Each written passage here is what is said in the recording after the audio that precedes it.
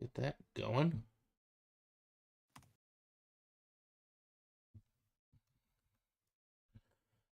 We have. Downloaded OBS today just in case I want to start streaming.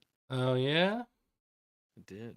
There you I go, also man. deleted 2K. It's my annual deletion of 2K. You know, that's all. This happens to me every year. I delete 2K, and I'm like, I need some time, and I'll probably re-download it this weekend. Someone makes you rage quit. Is that what happened? No, well, it's like a combination of boredom. In case I like, why am I playing this game? It's taking up too much of my attention, Yeah.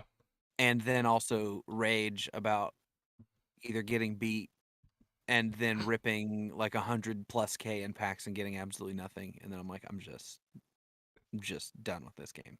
I gotta say, never felt that way about the show. Just Oh putting it well, out there. I did get bored, so bored with the show. I was like, this is just so repetitive. You gotta do the old Diamond Dynasty, man. No, I mean, that's what I did. I will say that like there's a lot of elements of 2K's My Team that I wish the show would take. Yeah. Such as like specialized packs and having certain players in certain packs and like the Yeah. ability to buy those packs.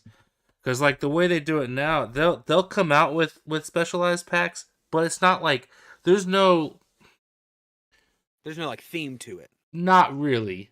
Yeah. And you can buy like two of them and that's it. Oh yeah. Like they limit how many. Yeah, Which makes sense. and then they give you some like for that program they're running at that time or whatever. Yeah. After a certain amount of XP or whatnot. But like the chances of you pulling good cards is so slim whenever they limit the amount that you can buy, which Yeah. is fine. Like it's a good way of keeping the market up. Uh, And it and takes away a little bit of like the gambling element, you know. sure, yeah.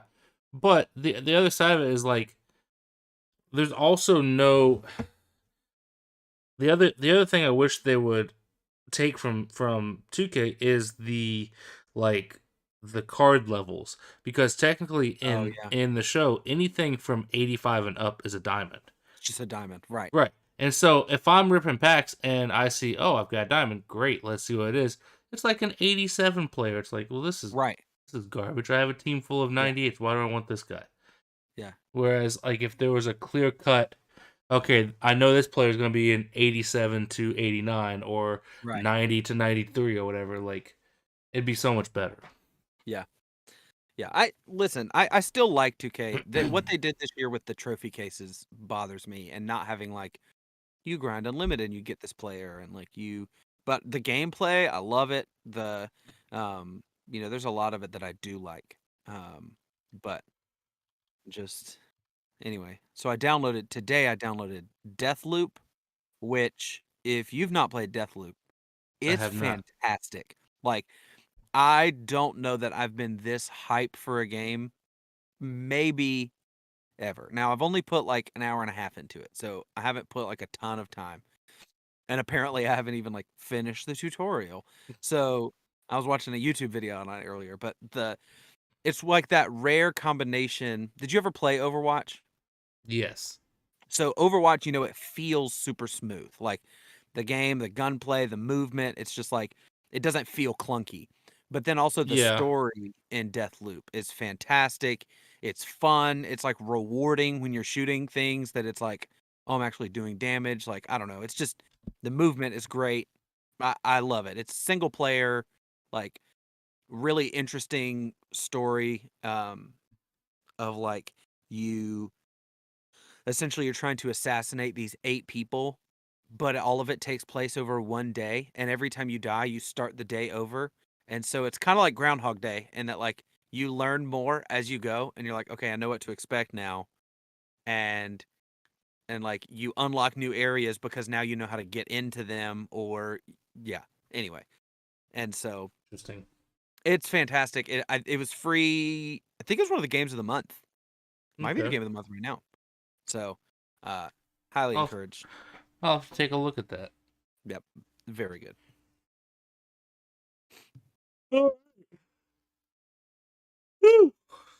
We ready to get started? I'm ready, man.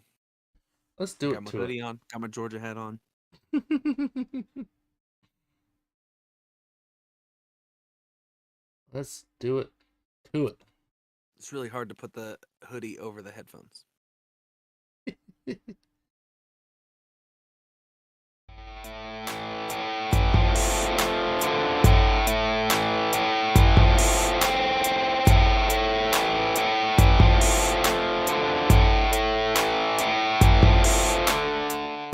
There's a great quote from a fantastic movie called Moneyball that is, how can you not be romantic about baseball?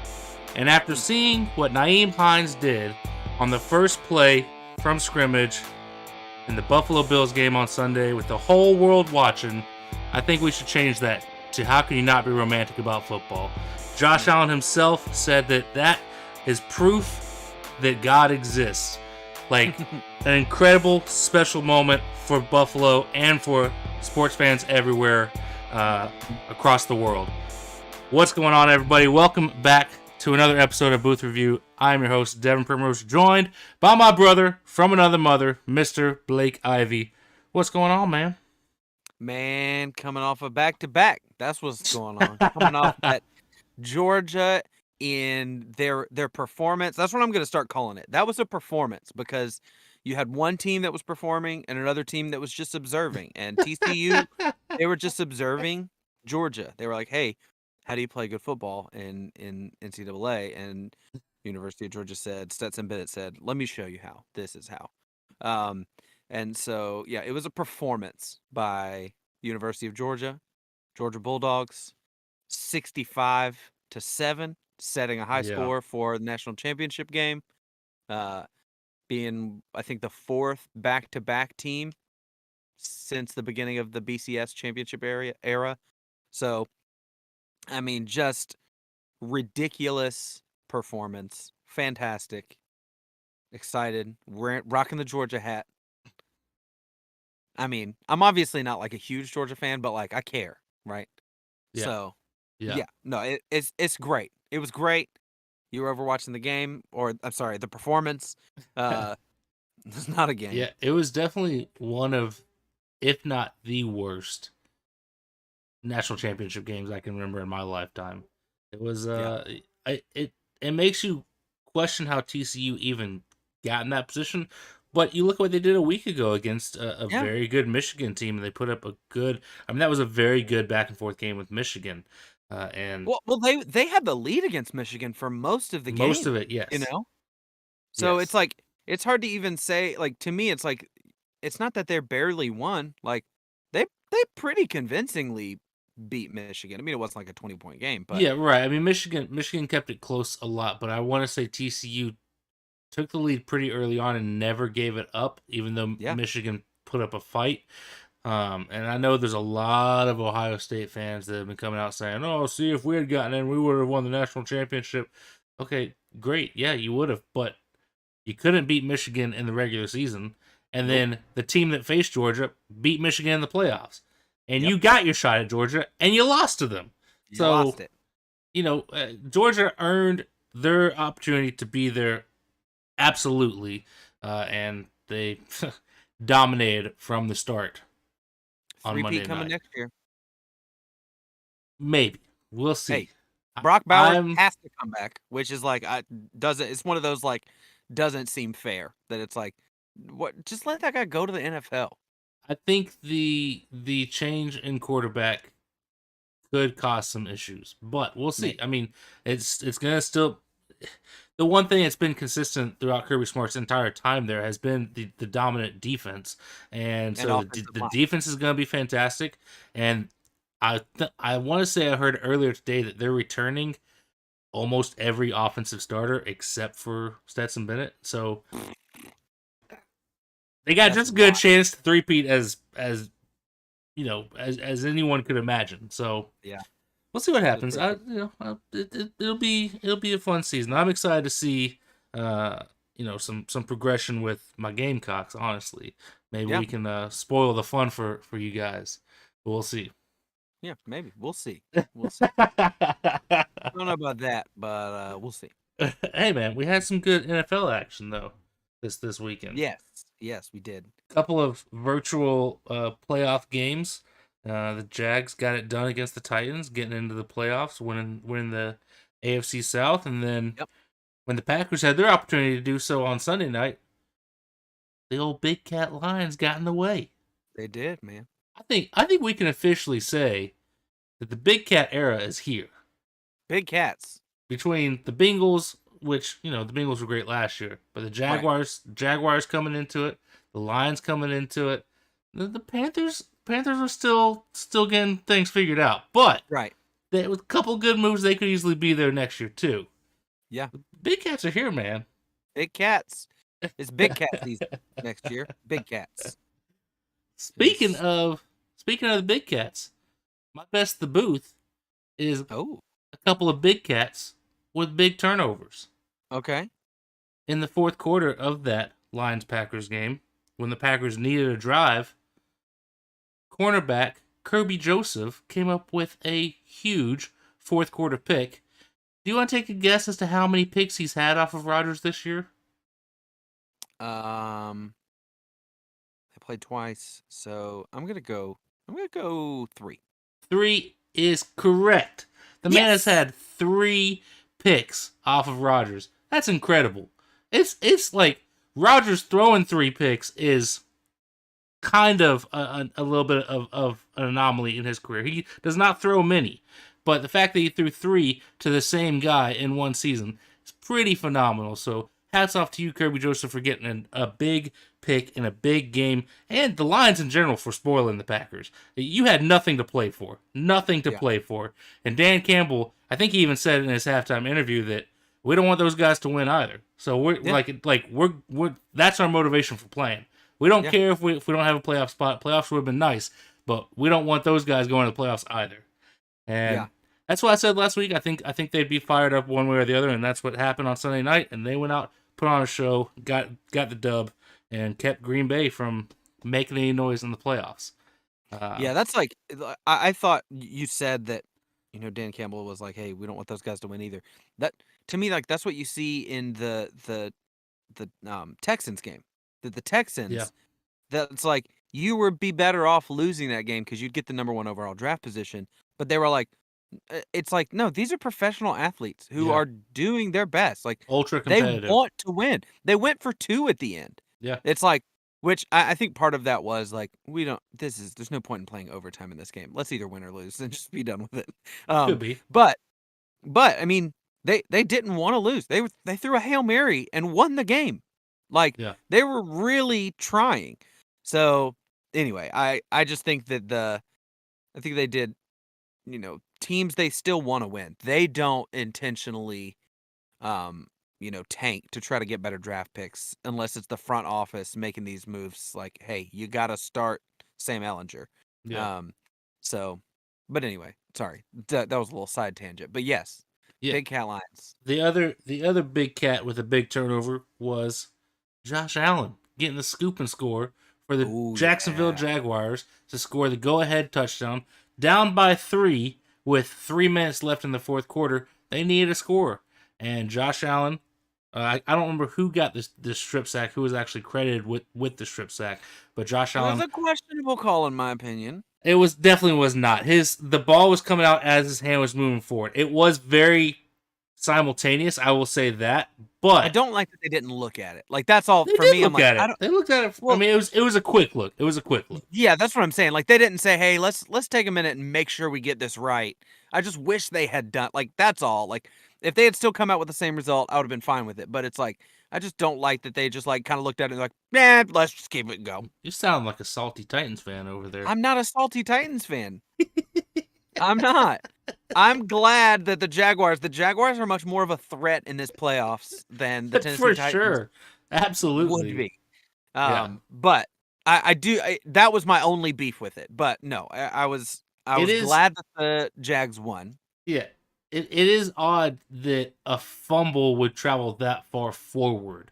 Right. Typically, when you see that, it does come back and it is an incomplete pass. But in my opinion, that ball was loose, literally milliseconds before that hand started going forward, and he never had control as the hand was going forward.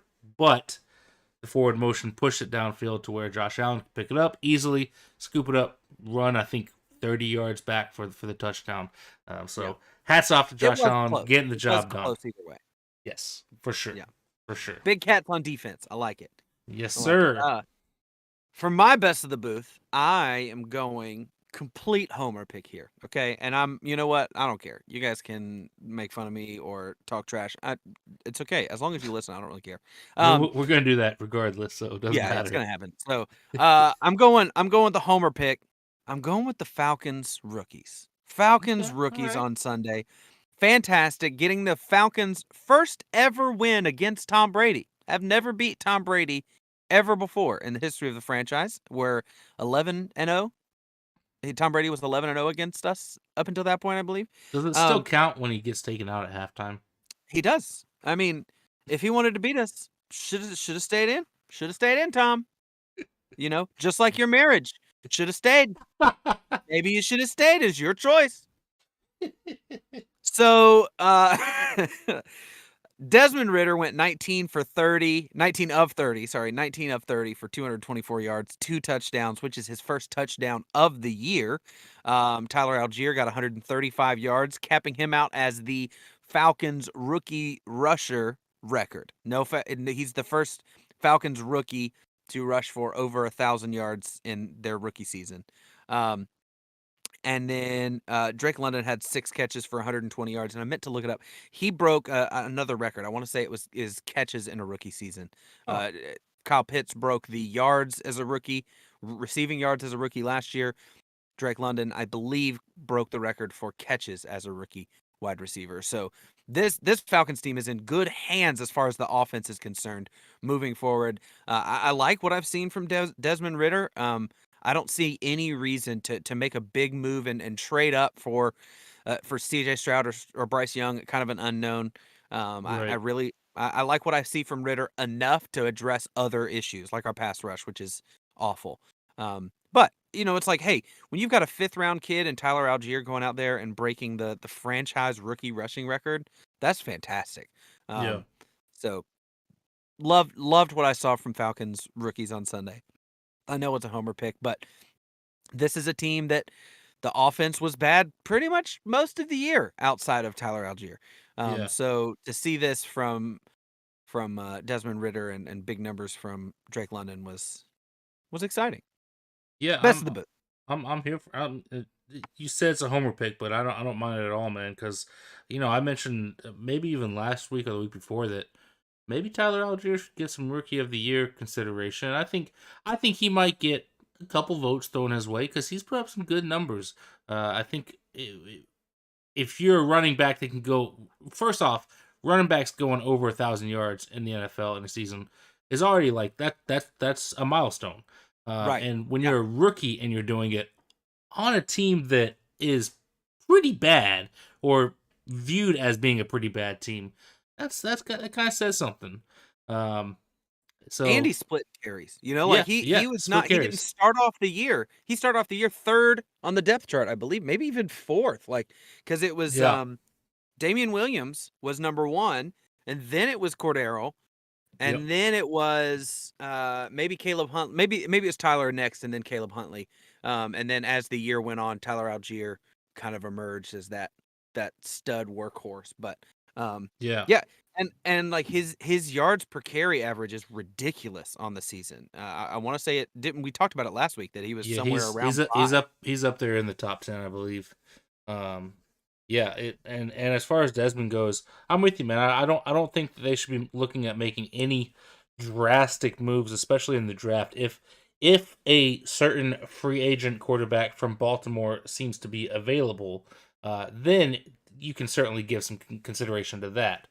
But There's no need to make any big moves in the draft to try and get one of the big names coming out this year, especially when you can start Desmond Ritter all next year, and maybe he doesn't pan out. Maybe you get down towards the end of the season and you're looking at him and you're saying, okay, this guy's just not he's not our future. Well, guess what? In the draft after that, you're probably going to have Caleb Williams, who just won a Heisman this year.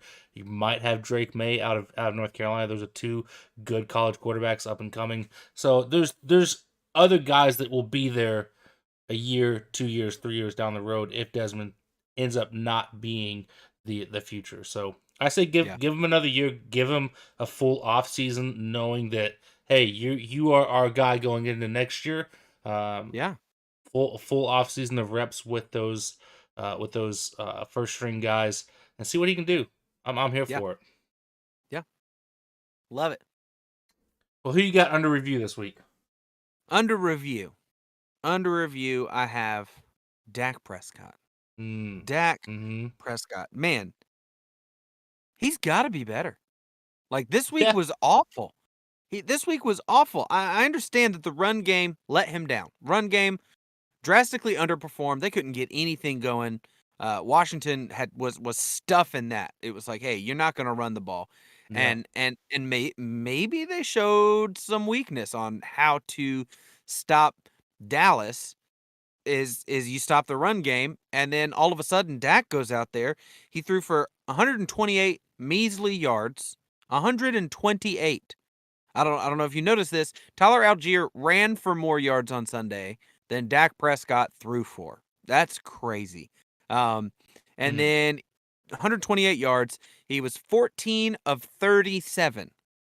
37% completion percentage. 37%.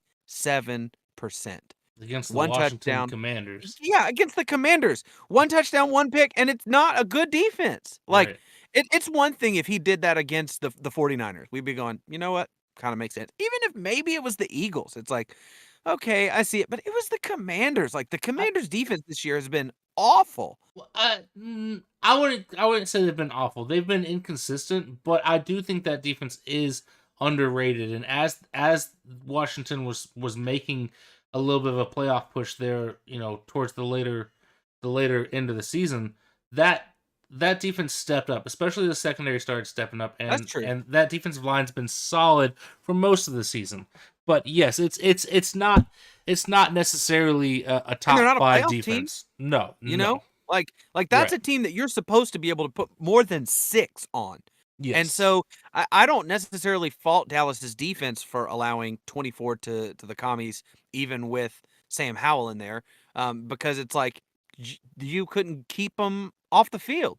Like, Right. Dak Prescott was terrible. The run game was terrible. They could do absolutely nothing. And anytime you keep a defense out there like Washington was able to do, you're going to have a chance to put up 20 points. And especially if that offense can't score 20 against Washington, Yeah. man, I'm nervous about this weekend for Dallas. I'm nerved. I mean, that's the only way I know how to say it. Is it's like this is a bad matchup, especially watching them Yep. against Atlanta. What I forget who was commentating the game. It might have been Schlereth. I think it was Mark Schlereth was saying that the Bucks really like to put you in third and long situations. So they like to key in on stopping the run early. And usually they do. Their run defense is pretty stout as far as yards allowed per game. And then they make you throw the ball on third down, and so it's an obvious passing situation. They got good pass rushers, especially on the interior. And so it's a bad matchup for Dallas. If they're not able to run the ball, you're playing into Tampa Bay's mediocre hands at trying to throw the ball on them. Yeah. So anyway, Dak Prescott, like, if you and I put the blame on his shoulders. Maybe it's more McCarthy, but like McCarthy didn't go out there and throw 37% completion percentage. It's like I can't, like, I don't, or Kellen Moore. Like, maybe it's the offensive game plan, but there's no way he game planned for Dak to throw 37%. Like, it's just he has to be better. Or I really am starting to think that his time in Dallas might be done, and that's crazy. I put a stat in the Discord yesterday that he is the first quarterback to be in the playoffs. Isn't that, I forgot what it is now. Now that it's not in front of my face, totally forgot what it is that I put. You can now I'm looking it up. Okay. He is the first quarterback to stall while I'm scrolling up. First player in NFL history to lead or be what tied for the lead of the NFL in interceptions despite missing 5 or more games. Yeah. 5 or more games he's missed, and he still is first place in interceptions. That's awful. Yeah. Like, I was kind of, the whole time I was like, he's definitely better than Cooper Rush. I don't even know if I can say that anymore. Unless he comes out there this weekend and wins a game in the playoffs, I might say it's Cooper Rush time, which is absurd that those words are coming out of my mouth. I don't think that it'd be Cooper Rush time. I think that it'd be go get yourself a Jimmy Garoppolo or Derek Carr. or Bryce Young or CJ Stroud if you have the draft capital, something like that. Yeah. Because I don't think that Cooper Rush is the answer long term. I think that he had a decent stretch of 4 games against not fantastic teams at the time. That's true. So I think that it was right time for him to be in there as the starter. I don't think he's got the goods to be long term. But yeah, I'm with you, man. I think Dak is he's struggling, man. Struggling at the worst possible time too, because this is a Cowboys team that's loaded with talent and should be able to make a deep playoff run. But You're my midseason playoff Super Bowl winner. and for good reason, but they have struggled down the stretch. So bad. Yeah, they have gone 4-2 over the last 6 games, but they've looked bad in most of those, playing way too close against some inferior opponents. You can put them in the category with the Vikings and the Giants of teams that it's like, you don't look like you're that great. Right. Yeah. But so we'll see. Under review, Dak. You're under review. I know you're listening. Get it together. Yeah. We will see what happens. My under review, just to hit it real quick, is a guy. It's a guy that we've put under review before, probably even multiple times. It is the head coach of the Los Angeles Chargers, Brandon Staley. I don't know if you're aware of this, but the Ravens and Bengals played at 1:00 on Sunday. Right. The Chargers and Broncos played at 4:25. Right. So by the time the Chargers were kicking off, they knew the results of the Ravens and Bengals game and knew that Baltimore had lost, therefore assuring the Chargers of the 5 seed. They had nothing to play for. It was a completely meaningless game against the Broncos. And what did Brandon Staley do? He said, I don't care. Throw the starters out there. We're going to play most of the game with our starters. And Mike Williams got carted off the field with an injury. Yep. Joey Bosa, who just came back from an injury, was seen limping on the sidelines. What are you doing? What do you do? Like, you've struggled with injuries all season. You're finally starting to get healthy. And you say, in a completely meaningless game that means nothing, determines nothing, you've already locked yourself into the playoffs, you already have the 5 seed, you cannot advance any further up than that, you say, we'll play our starters. Throw them out there. Maybe they'll get injured, maybe they won't, who cares? What are you doing? You can't do that. And listen, I understand wanting to give you guys reps, keep you guys fresh, but there's a limit. Like, once one of those guys gets injured in any form, that's when you should start pulling all of your starters and playing backups, in my opinion. But Brandon Staley's going to do what Brandon Staley wants to do, just like he always does. The other ones don't make sense to me. I do understand Joey Bosa. You want to get him back at game speed. You want him to get, and maybe this is what you want. It's like, okay, how much can we use him before it's like, okay, whoa, let's pull it back. I mean, maybe this isn't the time to do it, but Yeah. maybe it's good to know what you've got before you get into a situation where you've game planned to have him and you're like, oh man, he does have more limitations than we thought. So, I mean, the Mike Williams one, I'm with you. Like, why are you playing anybody else? The Joey Bosa one, it's like maybe he did want to see some game speed, but yeah, I do know like late in the game uh he benched Herbert for Chase Daniels. Yes. But at that point it's like, but why? Like what Yeah. I get like what are you it's kind of to me it's kind of similar to Tom Brady even starting this game for Tampa. Like what do Yeah. What's the you don't have point? There's anything to no. gain. Yeah. Yes. Yeah. So like why even put him in a situation to risk it when it's like I mean, listen, for all the garbage I talk about Tom Brady, of anybody who it's like we don't have to like keep him game speed, right? Like his life is just game speed because he's been Sure. doing it for so long that it's like it's not like he's got to wake up and be like, "Oh man, I got to get it together for the playoffs." No, he knows what the playoffs are like. So, yeah, I don't get it, man. I don't Yeah. get it why coaches were pushing him. I don't know entirely when he made the switch from Herbert to Daniel, but Herbert's stat line would indicate as if he played almost Yeah, all of that game. He was it was 25. most of the game. He was 25 or 37 with 273 and 2 touchdowns. Like you're playing a decent amount of the game if Right. you're throwing 37 passes.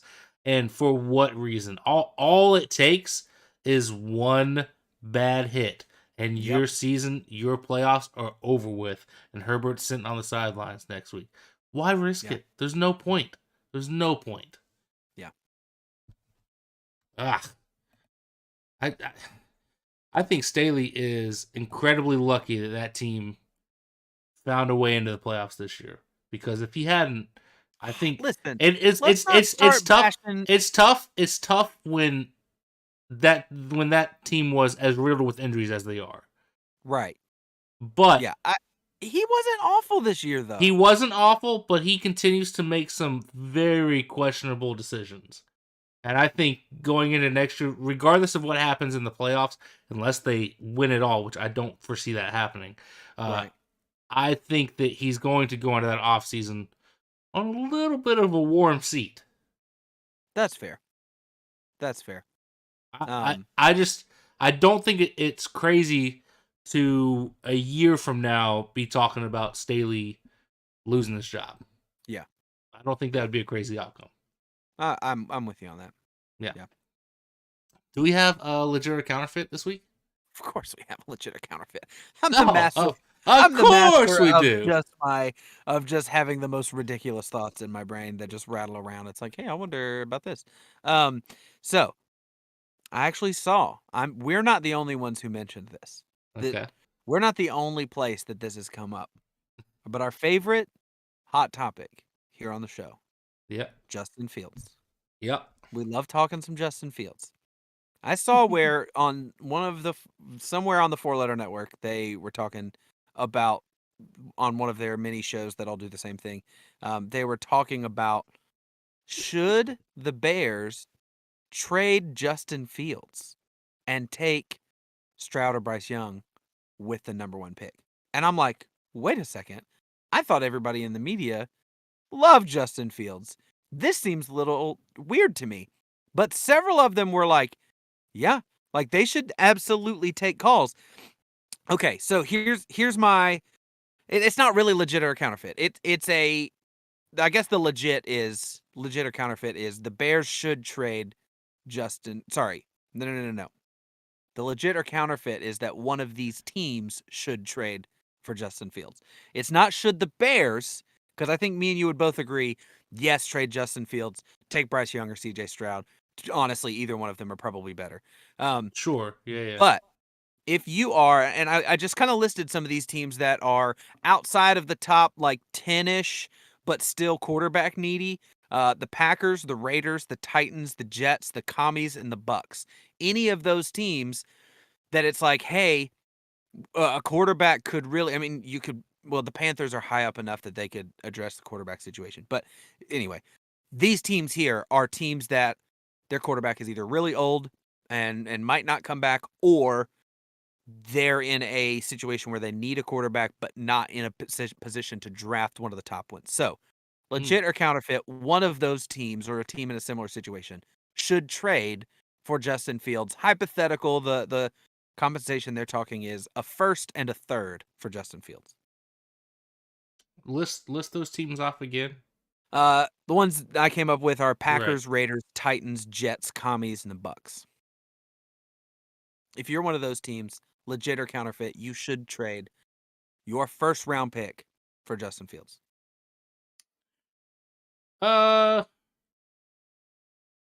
I'll say legit, but I won't say legit to all of those teams. Right.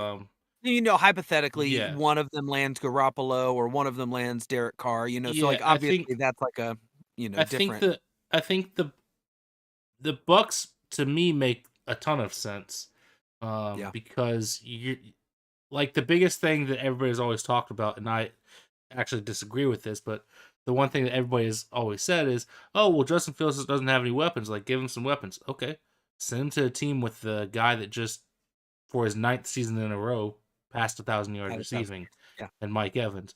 And oh, hey, Chris Godwin's not a bum either as a number two. Um, and then that defense, the defense is solid. Like it's not where it was necessarily 2 years ago, but it's not a bad defense, and there's some young guys on it that are pretty solid. So to me, that makes the most sense, and I would think that the Bucks will probably we'll see how the playoffs play out, but I would think the Bucks will probably have a different head coach, Yeah. especially if Tom Brady's not there. Which, if Tom Brady plays another year, I don't think it's going to be in Tampa. But we'll see what happens there. But that would make a lot of sense because they don't have a high draft pick.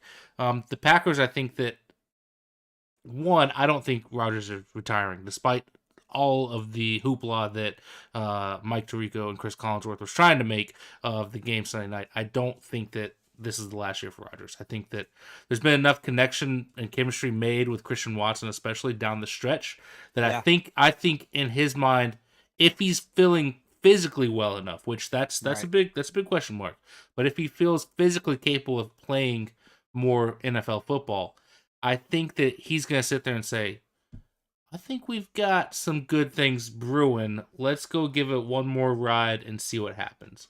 Um, that's my best guess. But if he doesn't, I think that the Packers are a little too invested in the Jordan Love saga to just throw that away. Especially giving the pride of that front office, and not wanting to admit they made a mistake. The Raiders could be interesting.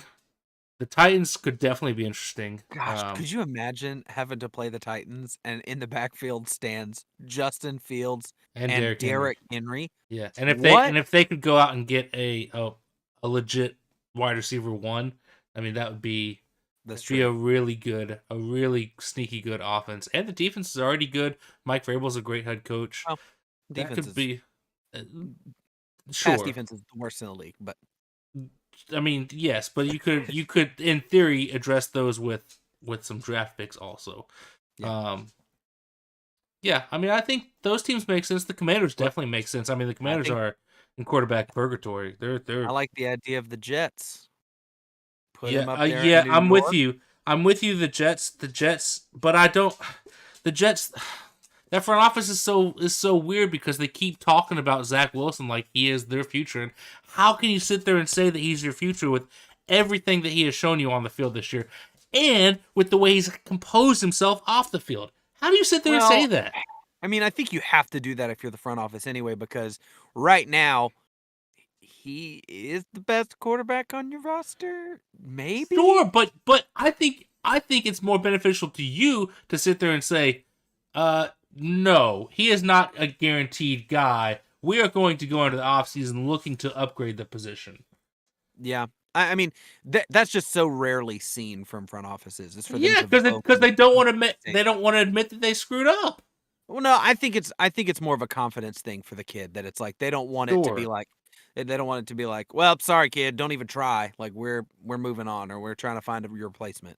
So I don't know, Yeah, but I think So that Zach so Wilson has a lot of growing up to do.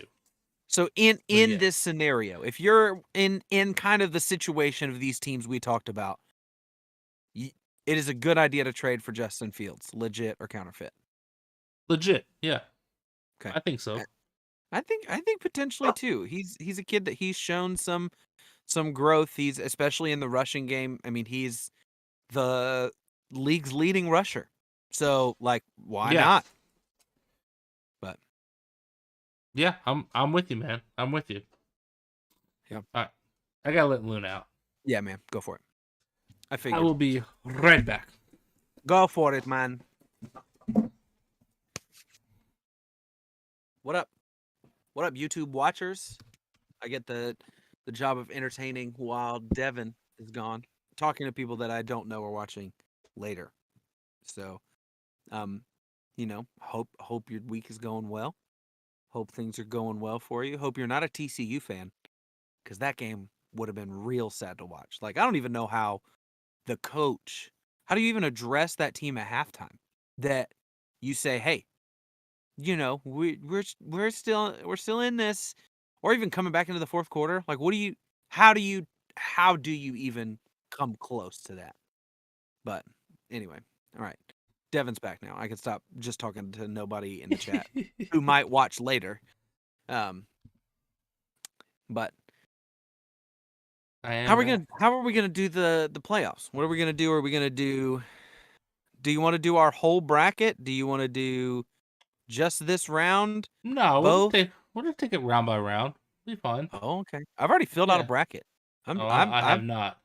I filled one out, but I'm good. Because the problem is if you fill out a bracket and then Right, half those teams are eliminated this week, then that's why you kind of gotta go week by week. Right. No, I understand. I mean, Yeah. but last year we filled out a bracket and posted We it, did. and then Yeah. we went by week 2. Yeah. But anyway, it might be a fun thing to just fill one out. I mean, mine looks terrible. Like, it's just mine is literally just like I just wrote in the. I mean, spoiler alert for anybody who's watching, but like I just wrote in my terrible handwriting. You see some spice in there. I saw at least one spice. What was my spice? Oh, yeah. The one that would make Peter angry. Is that one? That the one you're talking about? Nope. Oh, maybe you got multiple spices in there. We'll get to it. We'll get to it. Okay. All right, man. Well, the time has come to move on to the postseason. The regular season is done. It's over with. It's time for things to get real spicy. We're talking playoffs. Playoffs. I'd say it's time we get picky with it.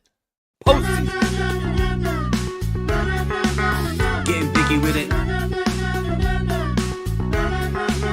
Getting picky with it. Getting picky with it.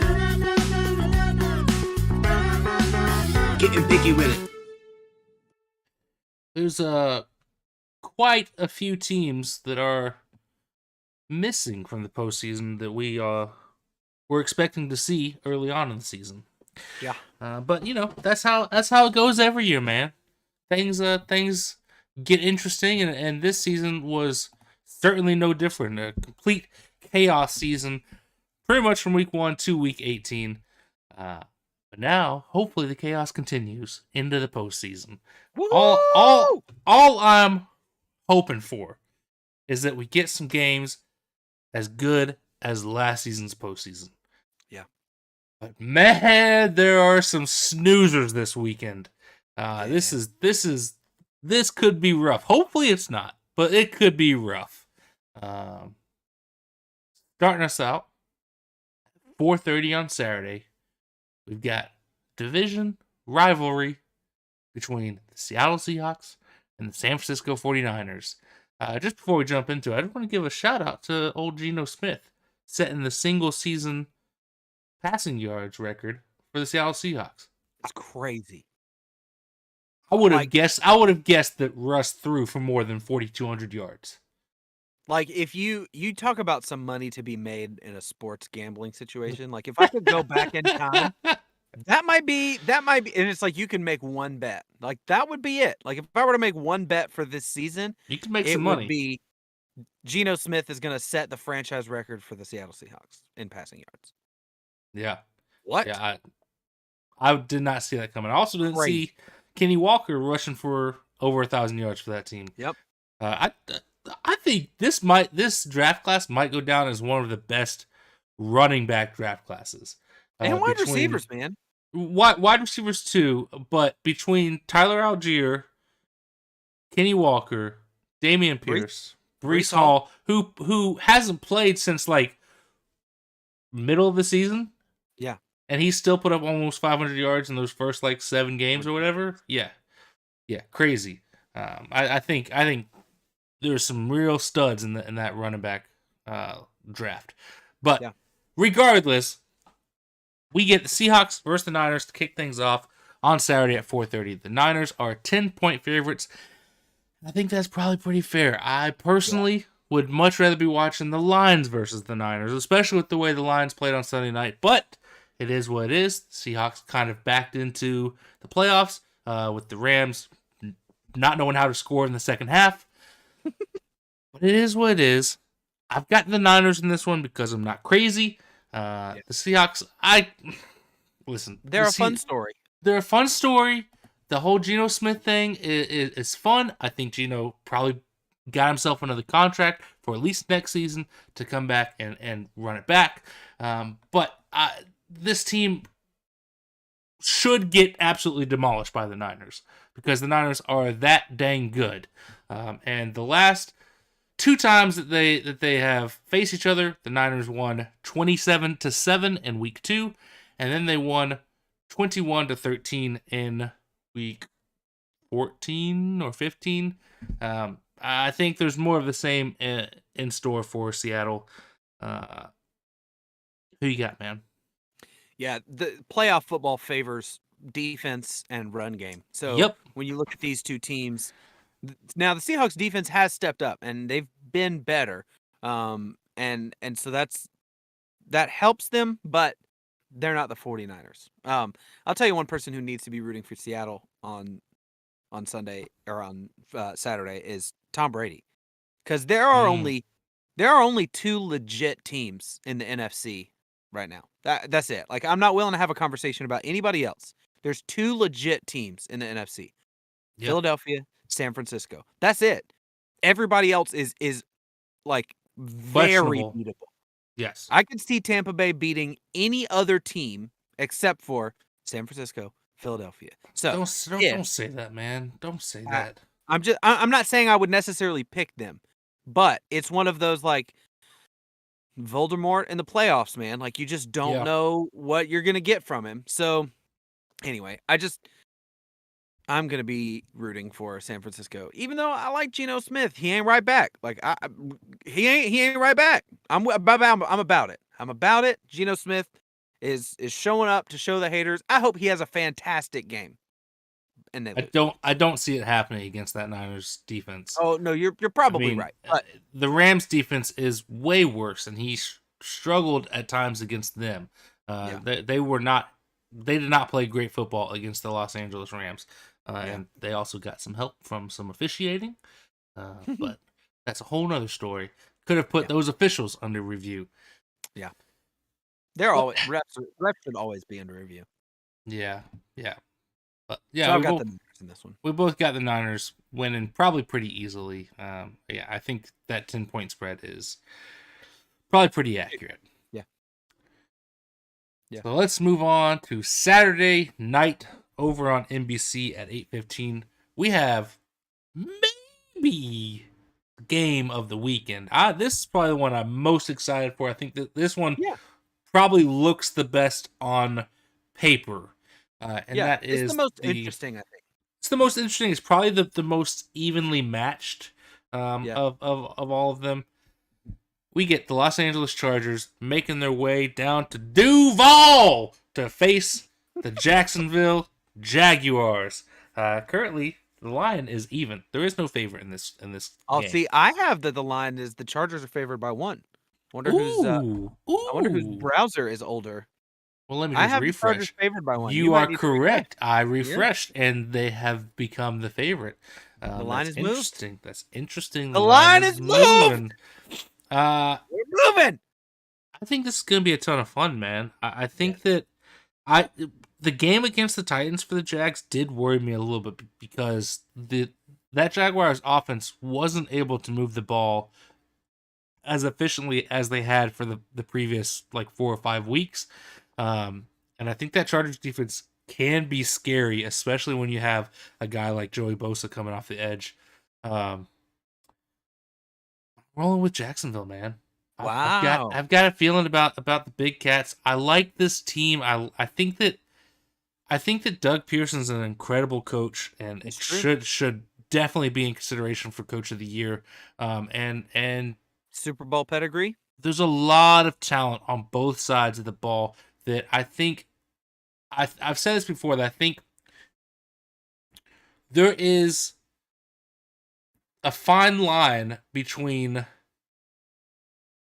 being young and inexperienced and being too young to know any better. Like the Bengals last year. Yes, and I Yeah. think this Jaguars team is on the too young to know any better side, to where they're gonna go out there and they're gonna have fun because who knows? It's not you know what I'm saying? Like I But think are that you really comparing Trevor Lawrence this year to Joe Burrow no last year? no I'm not. But what I'm saying is Okay. I think they're good enough and they don't know any better. Like they're the inexperience isn't there for them necessarily. It's not going to matter for them necessarily. I think they're just going to go out there and have fun. And when this team is clicking and having fun, good things are happening to them. Yeah. So I'm rolling with them. Who you got, man? No. I mean, it's hard because so other brother-in-law is a huge Chargers fan, I and mean, so we both like the Chargers too. I like the Chargers a lot. Yeah, Like I really like Justin Herbert. I really like this defense. Um, I just to me what the Jags are too inconsistent for me. That's that's fair. honestly that's how all of the big cats outside of the Bengals were this year. They were all just a little too inconsistent. That you never know which Trevor Lawrence you're going to get. Travis Etienne is pretty consistent, but receiving wise, even in Jacksonville, those receivers are sometimes it's like, man, look at this, and sometimes it's like, did they play? Same thing with the Jags defense. Some weeks they're ridiculous. Some weeks they look lost. So, Yeah. I'm going to chalk that up to youth, and it's like maybe it's just they're not quite there, and I didn't see enough at the end of the season to make me think that they're gelling well enough to beat a team like the Chargers. I just think that the Chargers are the more talented team. Um, I'm with you that I think that I probably would say that the Jags are the better coach team. Um, but I think that the talent, you look at quarterback, I'm taking Justin Herbert. You look at running back this year, give me Austin Eckler.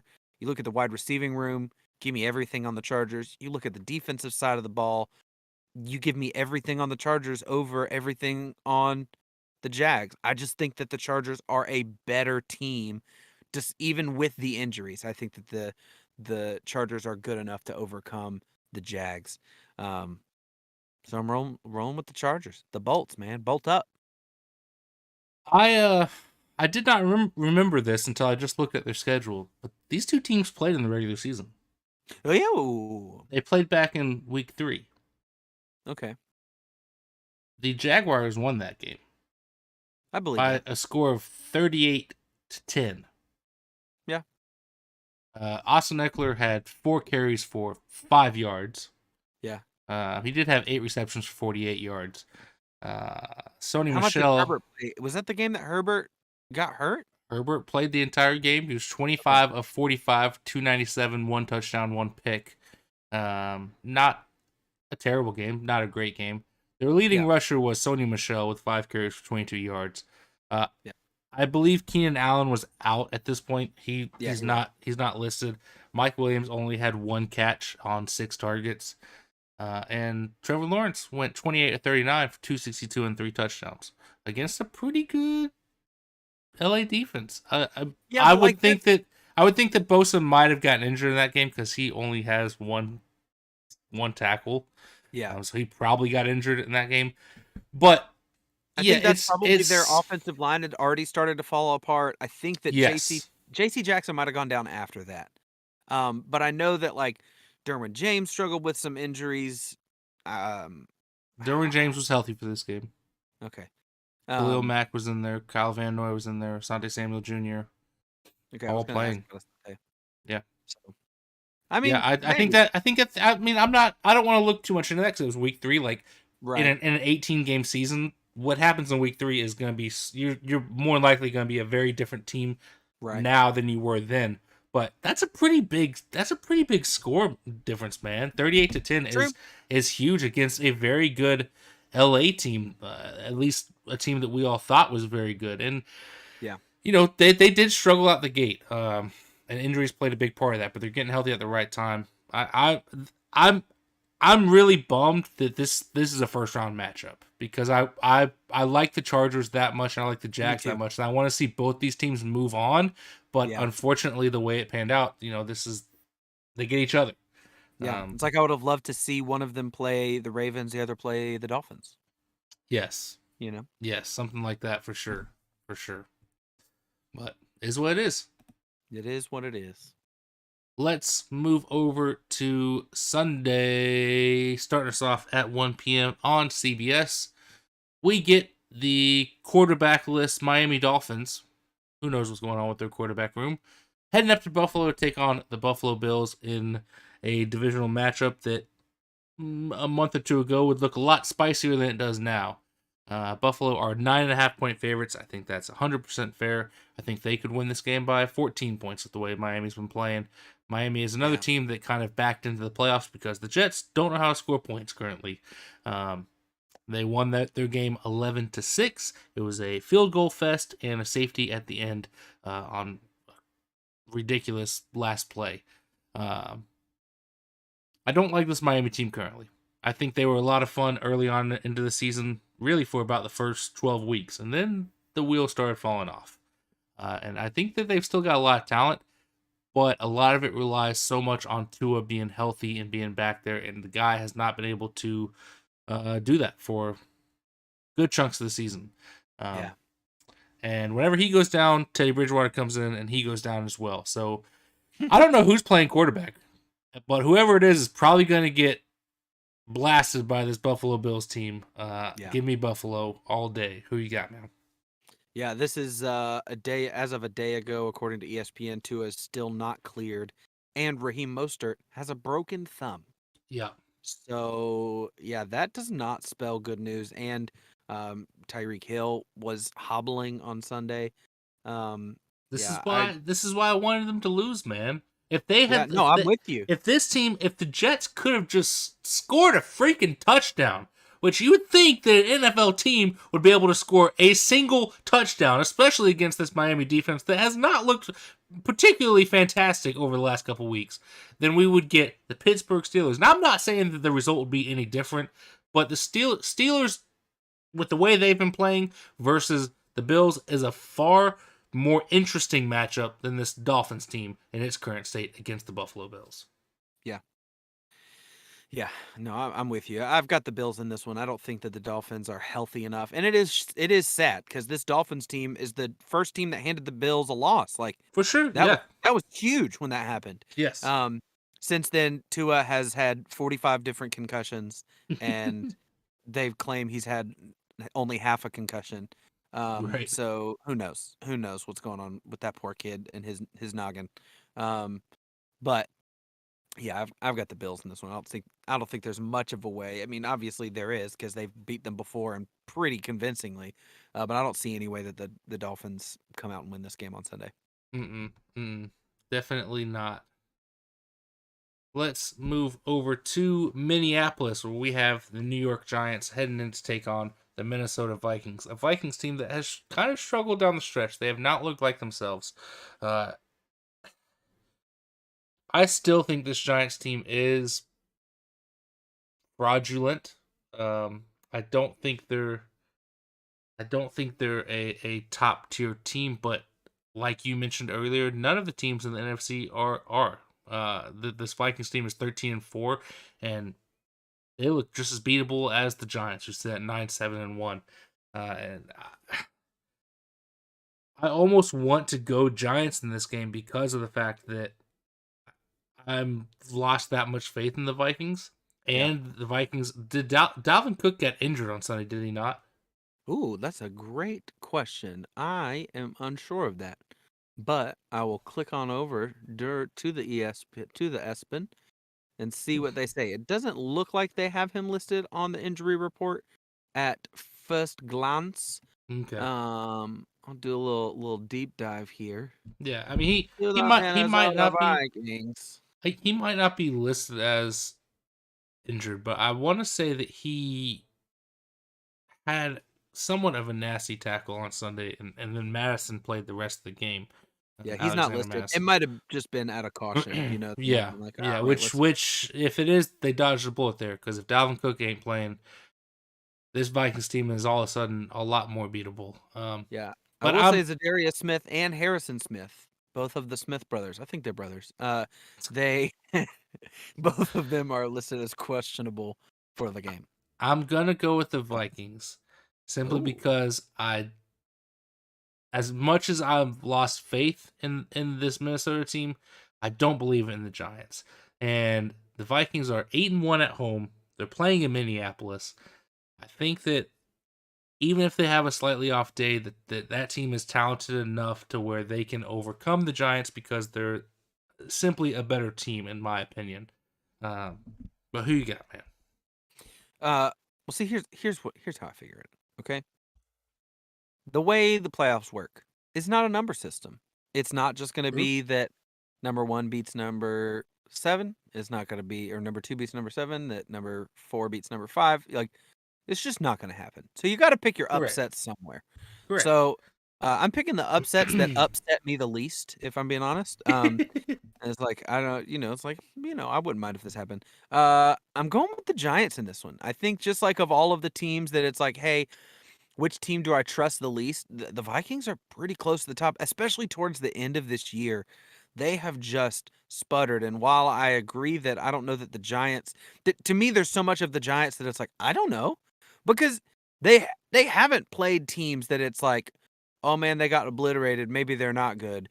Or like, oh man, they struggled against a bad team. It's just kind of like, I don't know. Like, I don't, like, there's nothing about this Giants team that it's like, oh, they're awful.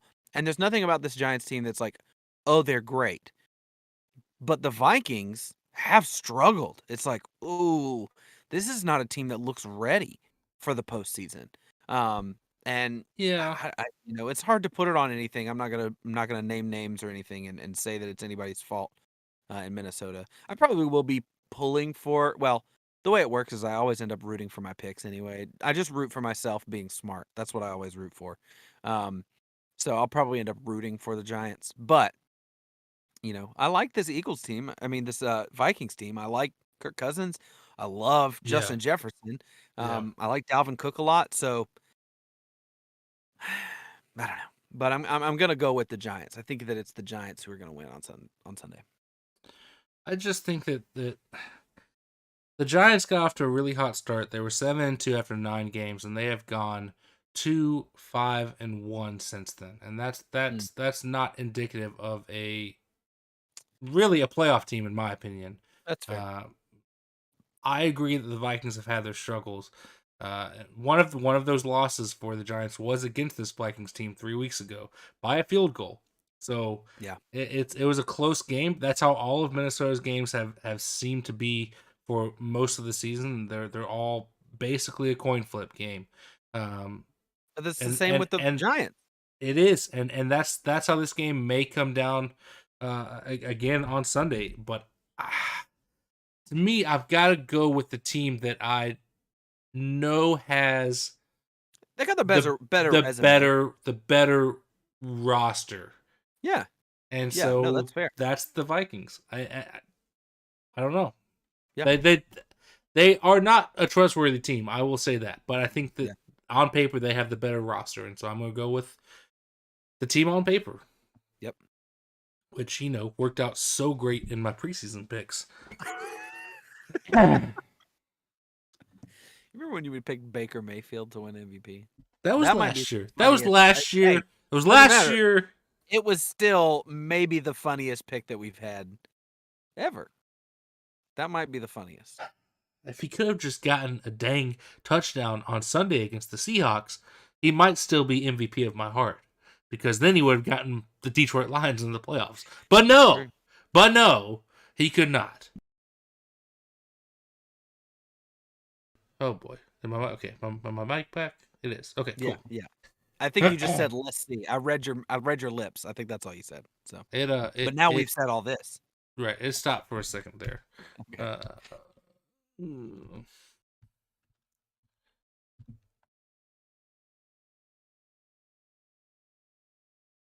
Let's head on up to Cincinnati for Sunday Night Football. Finishing off the Sunday slate of playoff games, we have the Baltimore Ravens heading into Cincinnati to take on the Bengals yet again. We just got this game on Sunday. We're getting it again this Sunday. A rerun. Bengals are 7.5-point favorites. The real question mark here is there an update on Lamar? Lamar Jackson was supposed to be back on Christmas Eve. That was the planned date. And here it is, 3 weeks later? And he's still not back. So that is a big question mark, because if they ain't got Lamar Jackson, I don't think the Ravens have a chance of beating the Bengals. This Bengals team is very good. And if they have Lamar Jackson, who hasn't played since who knows when, I don't even remember when. If they have Lamar Jackson, would it move the needle for you much? No. Yeah, exactly. But that's also because of how much I like the Bengals. Right. I picked you were just talking about the midway point. You picked the Cowboys to be the Super Bowl. I picked this Ravens team because I thought they were really. I mean, the defense has played great. Speaking of defense, they just signed a 5-year extension with Roquan Smith, $100 million 5-year extension. So talk about a guy who just had a great night. He watched his team win the national championship and then turned around and signed $100 million, highest paid linebacker in NFL history contract. So it's a good 24 hours for him. That is probably a sign that maybe they're planning on moving on from Lamar. But we got to play this game first, and I've got the Bengals. To Atlanta. And I hope he doesn't play so that he can come to Atlanta healthy. I've got the Bengals winning this one. Who you got, man? I'm with you. I got the Bengals. To me, it doesn't matter who plays quarterback. Like I said, I don't think that the drop off between Caleb Huntley and Lamar Jackson is necessarily that big. So I don't think it matters much. Give me the Bengals. I'm trying to get an update on Lamar. From what I've seen a day ago, it was reported that his return has been delayed by knee swelling. John Harbaugh is non-committal on Lamar return to practice. I just don't think it's going to go well for them. It's just bad. Just bad. Yeah. Just bad. So let's finish things off on Monday Night Football with the game that started us off back in week 1 on Sunday Night Football. The Dallas Cowboys versus Tampa Bay Buccaneers. On the road in Tampa Bay. Dallas are still 2.5-point favorites. I don't want to do it, man. I don't want to do it. I've got the Bucs in this one. No. I don't like it. I thought that maybe you'd change your mind. I don't like it. I don't want it. This is not how this season was supposed to go, Dallas. Yeah. You guys have really put yourself in a bad position here. And I'm hoping that when you face a team that is as bad as this Tampa Bay Buccaneers team is, they have a losing record in the playoffs, that you could go in there and get things done. But I don't have faith in you doing that. That's fair. And the Bucs, for as bad as they've been, they always pull off that fourth quarter magic. And I'm rolling with Tom Brady and the boys to get it done against the Cowboys. Who you got, man? This really is like just ESPN could not have been more ecstatic to get this matchup. Like, Ugh. can you think about like Ugh. how unbelievably just how much mess the executives had to clean up because of their excitement when they found out they were going to get the Dallas Cowboys versus Ugh. Tom Brady in a playoff matchup? Like, they were like, we never thought this was going to happen. Now, I don't even know if I want to go home. I just want to stay here until it happened. Like, they've never been more excited. So, I just can't do it, man. I can't. I can't and I won't. Here's why. Can't and I won't. Don't want to because it's Tom Brady. It's Tom Brady. Don't like him. Yeah. And I can't because they have a losing record, man. Like, I know the Cowboys have struggled. I know the Cowboys have sputtered down the stretch, but we're talking about a team that won 12 games. A team that won 12 games in the regular season going up against a team with a losing record. And this is not a team with a losing record because Tom Brady got hurt and missed time. No. Tom Brady played every game. Tom Brady is just average this year. That's the problem. Tom Brady is playing awful for Tom Brady's standards, average by everybody else's standards. Tom Brady is not doing great. The run game is surprisingly better than probably expected with Leonard Fournette. Defense, underwhelming. This is not a good football team. And I cannot pick a team with a losing record. I don't care if it's the Dallas Cowboys in the playoffs. Some of y'all are going to be like, it's the Dallas Cowboys in the playoffs. They always choke. You're probably right. You're potentially right. Like, if there's any one of these teams, the team that I probably have the least faith in this week is the Dallas Cowboys. Now, I don't expect the Seahawks to beat the 49ers, but if you were to put any other team that's in the playoffs against these Tampa Bay Buccaneers, I would pick every other team. The hardest one for me to pick is the Dallas Cowboys. I think I probably would have an easier time picking the Tua-less Dolphins than this Cowboys team against just matchup wise. Okay, it's just matchup wise. This is a bad matchup for Dallas, and Dallas is not in a great place right now as far as getting hot at the right time, like we talked about. But neither is Tampa. Tampa just lost to Atlanta. They sat Tom Brady for a quarter, like 2.5 quarters or whatever it was they did. But they still ended their season on a losing record, and it was to the Falcons, who are not very good. So I'm sticking with Dallas. Again, I don't want to pick them, and I can't pick them because they have a losing record. I'm not picking a team with a losing record in the playoffs. I don't care if Tom Brady's on the team. I don't care if it's the team with the star in their helmets across the field. I understand that this Dallas team went 12-5 in the regular season. I get that. They still won 12 games. And I realize that you can only play the people on your schedule. But there is no single notable win from this Cowboys team this year. The one is against the Vikings when they won 40-3. That's the only one. Impressive. That's the only one. You wouldn't. Whoa! I'm not letting you off the hook for this one. They beat Detroit 24-6. Detroit is a team that you are like, hey, they're the best. Yes, they did. That was back in week 8, I believe. That was before Detroit fixed things. There was two back-to-back games for Detroit where they looked absolutely terrible, and that was against the New England Patriots and then the Dallas Cowboys. Since that time, they went 8-2 to finish the stretch. This Cowboys team beat the Bengals in week 2 by 3 points, which that was back when the Bengals were struggling. They've beaten the Giants. They beat the Commanders, who they also lost to. They beat the Rams. They beat the Lions. Sure, yes. It was earlier in the season. They beat the Bears. What you're leaving out of this narrative, though, is how much they beat these teams by, especially once you get into this stretch. Sure, where earlier on, yes. They beat the Bears by 20. They beat the Vikings by 37.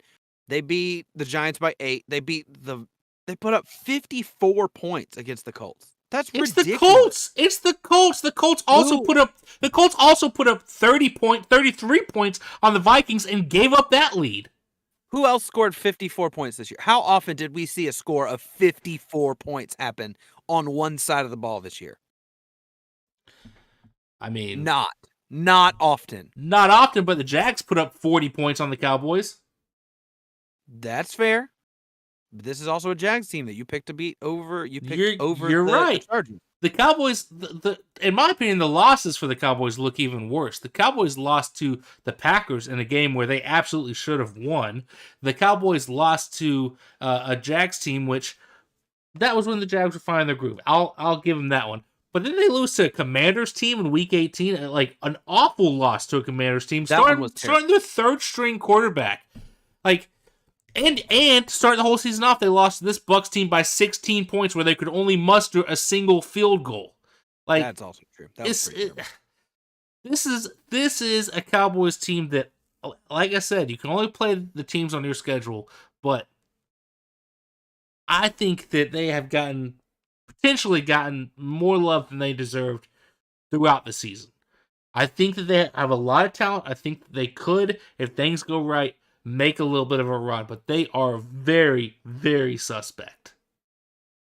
When you go over to the Bucs though, and you look at their that's 100% fair too. It's like I can't. I'm not calling the Bucs a good team. You will not hear those words come out of my mouth this season. But dude, I didn't realize how bad these wins are. Yeah. Dallas in week 1, which who knows what was going on there. They beat New Orleans in week 2. Makes sense. Dak also got injured. Dak also got injured down the stretch in that game. That's true. So New Orleans week 2. New Orleans is bad. They beat Atlanta. Then they beat, which again, Atlanta bad, and it was they barely beat Atlanta. Yeah. Then they barely beat the Rams. Then they beat Seattle by 5. Then they beat the Saints by 1, and then they beat the Cardinals by a field goal. The Panthers by 6. Like, this Bucs team is bad. I didn't even realize how bad this Bucs team was until I started looking at it. It's like, oh, okay. Like, they lost by 6 to the Panthers Browns. should have won the division, but they couldn't do it. You couldn't do it, man. It made me so sad. Yeah. I could. So if Dallas comes out there ready to play, I could see Dallas winning this game by 2 touchdowns. However, I could also see them very easily losing to the Bucs by 7 to 10 points. Okay, let me ask you this question. Cowboys just finished the season off with an embarrassing loss to the Washington Commanders. Yes. Do you think the Bucs are better than the Commanders? Ugh. No. Ain't no way. If you go and look at the quality of wins that the Commanders had versus the quality of wins I and do losses not. that the Bucs had. You do not think that the Commanders are better, or you don't think that the Bucs are better? I don't remember how I asked the question. No, I do not think that the Bucs are better. Right.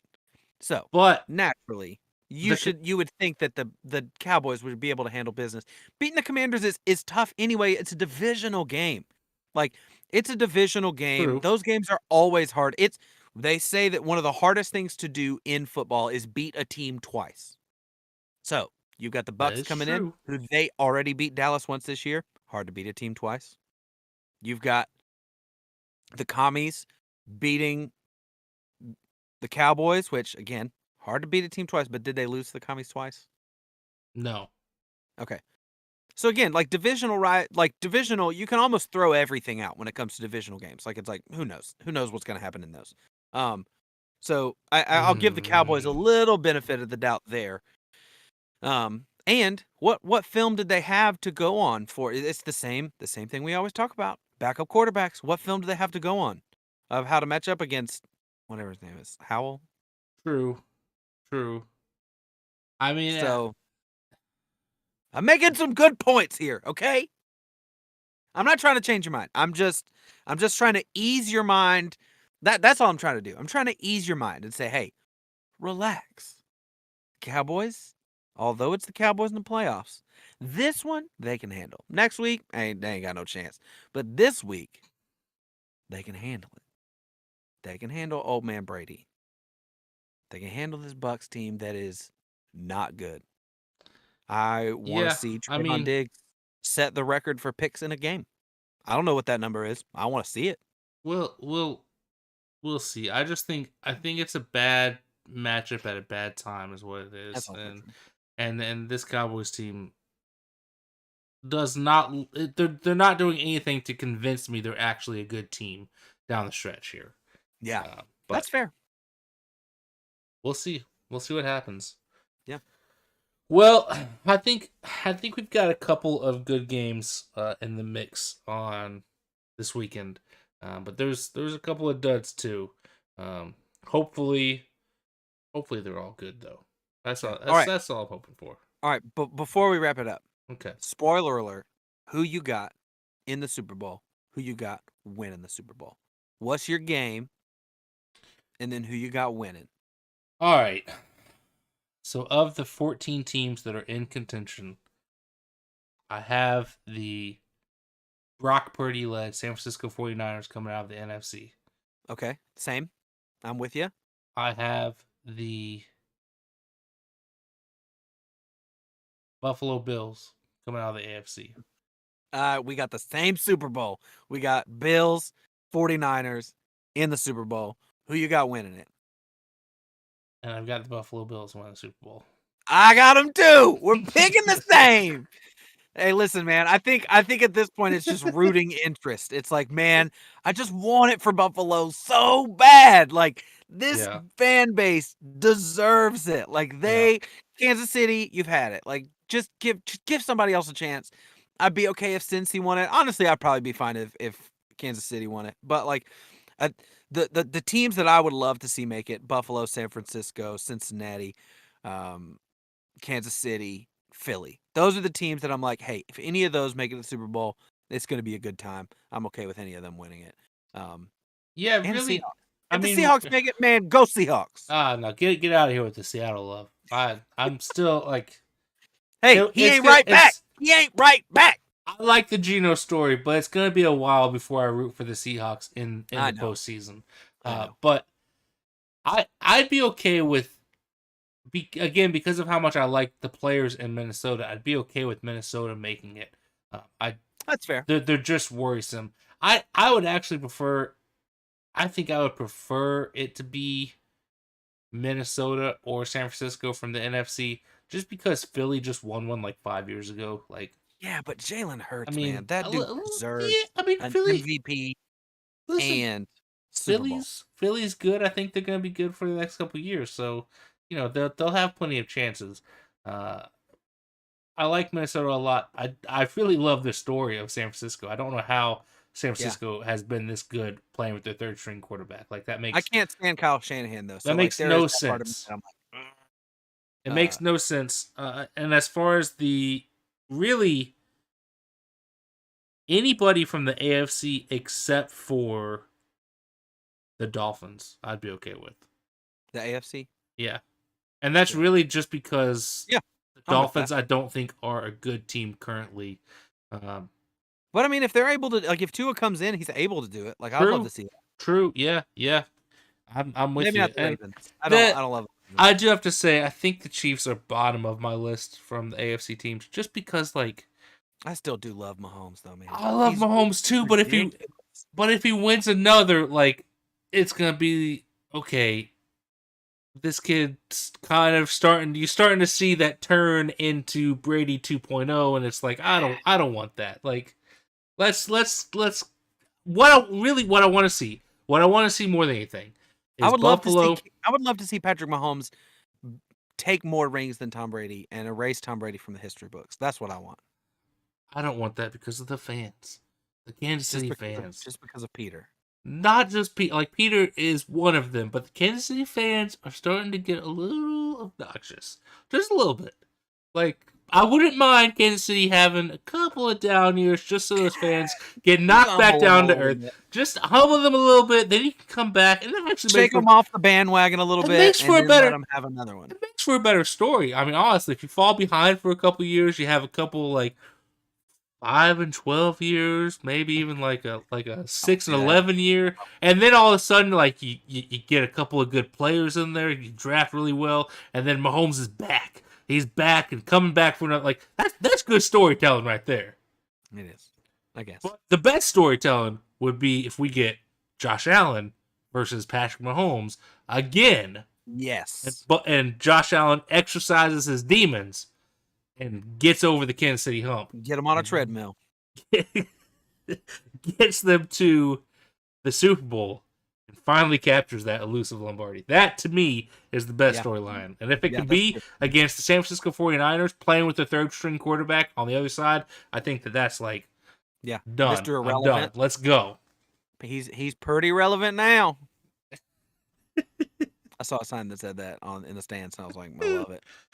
I'm all about puns. Like, give me all the puns. Puns are my favorite. He's pretty relevant now. Oh, man. All right. Well, before we get too crazy with the puns, we thank you for tuning in and listening to us. If you're watching on YouTube, hey, thanks. Click that subscribe button. That way you're notified every time we go live. If you're listening to us on Apple or Spotify or Google or however you consume your podcast, we appreciate it. Thank you. As always, we very much love the support. If you're not in the Discord, come hang out in the Discord. I tell you every week, if you're not in the Discord at this point, what are you doing with your life? Yep. As far as the rest of the socials, follow at your own risk.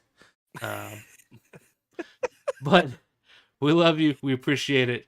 And as always, that's that. That's that.